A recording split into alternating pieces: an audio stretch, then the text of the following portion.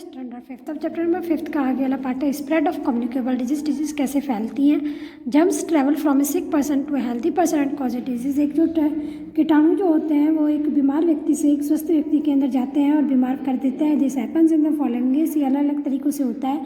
First through air, हवा के द्वारा। When a sick person cough, sneeze और spits, germs are released into the air. When a healthy person bathes in the air, the germs enter his or body and make him or is sick. Common cold, diphtheria, viral fever, flu, whooping cough and tuberculosis spread through air.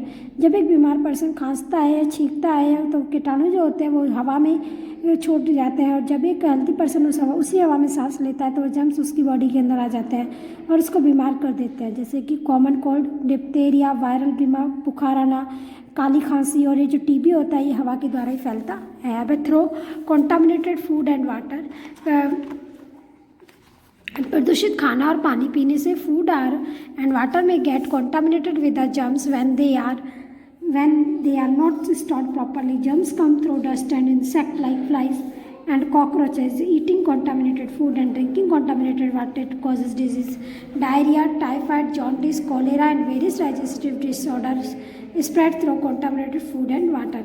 खाना और जो पानी होता है इसमें ये में प्रदूषित हो जाते हैं कीटाणुओं से। When they are not stored properly, जब उनको अच्छी तरह से स्टोर नहीं किया जाता।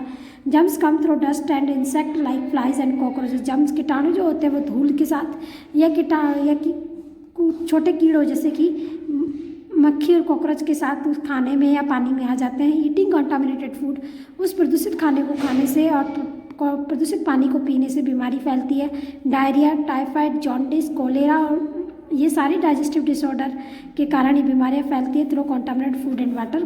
कॉन्टामिनेटेड फूड और वाटर को लेने की वजह से। Lack of proper sanitation and handling food with dirty hands are the major cause of the contaminated for food and water.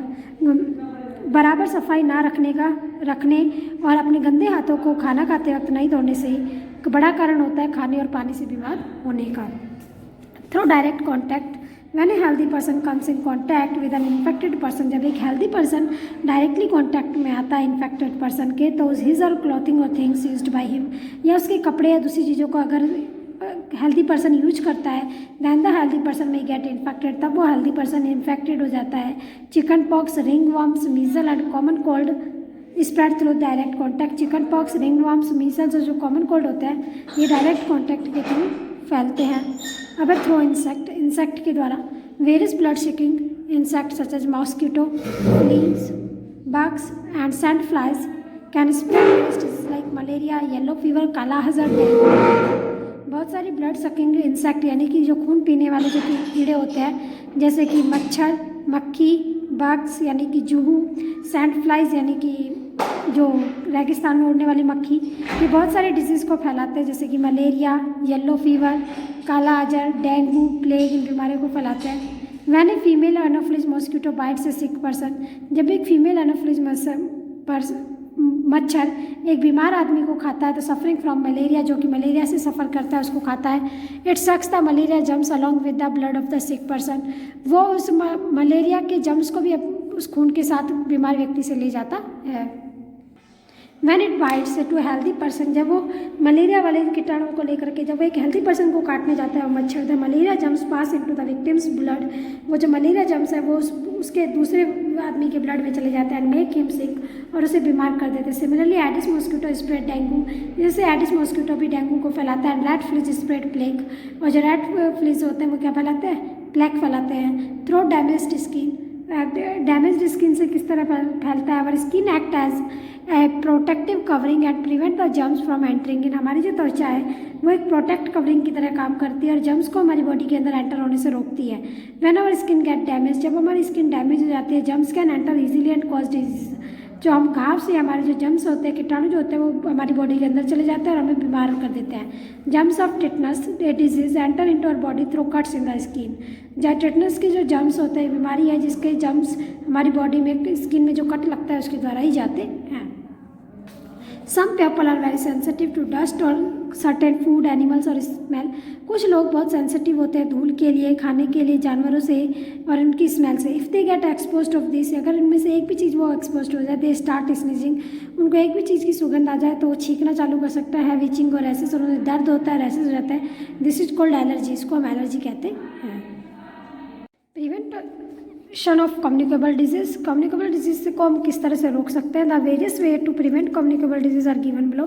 बहुत सारे तरीके हैं कम्युनिकेबल डिजीज को रोकने के लिए। पहला है daily bath with soap and clean water to keep yourself clean. खुद को साफ रखने के लिए डेली साबुन से और साफ पानी से नहाना चाहिए। The house should be disinfected, हमारे घर को भी स्वच्छ रखना चाहिए, कीटाणु रहित रखना चाहिए। Sunlight is a natural disinfected, so सूरज की रोशनी एक प्राकृतिक कीटाणु रहित है, कीटाणुनाशक है। The house should have good ventilation and open to get proper sunlight, हमारे जो घर है वो अच्छी तरह से हवादार होना चाहिए और इसमें प्रॉपर सनलाइट आने के लिए खुला हुआ भी होना चाहिए। Drinking water should be clean and pure, पीने वाला पानी साफ और शुद्ध होना चाहिए। Always use filtered and boiled water, हमेशा फिल्टर और उबला हुआ पानी यूज करना चाहिए। Large quantity of water can be purified by chlorination, बहुत सारी मात्रा में पानी को हम क्लोरिनेशन प्रोसेस से प्योरीफाई कर सकते हैं।